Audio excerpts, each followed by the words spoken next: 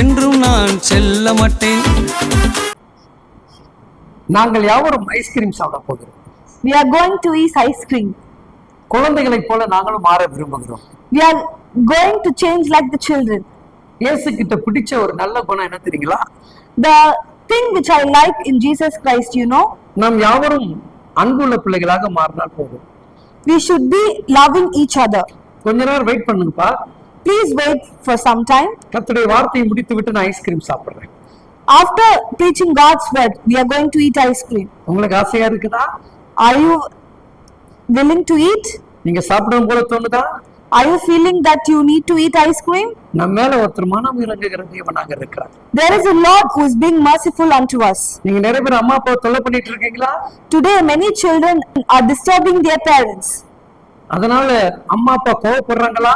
Because of that your parents are getting angry. நமக்காக ஒரு தகப்பன் இறங்குறார். There is a God who just being merciful to us.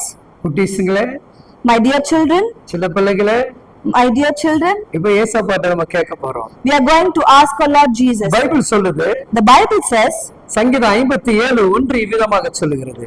Psalm chapter 57 verse 1 says, எனக்கு இறங்கும் தேவனே, எனக்கு இறங்கும். உம்மை என் ஆத்மா அண்டிக் கொள்கிறது.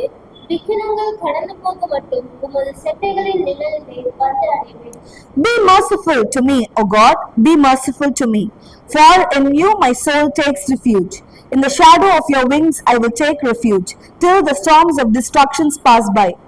உனக்கும் எனக்கும் தேவன் இறங்குவார். The Lord will come for you and me. இப்ப நீங்க கூப்பிட்டீங்க இல்லையா? Now we are called, right? இப்ப நீங்க ஜெபிச்சீங்க இல்லையா?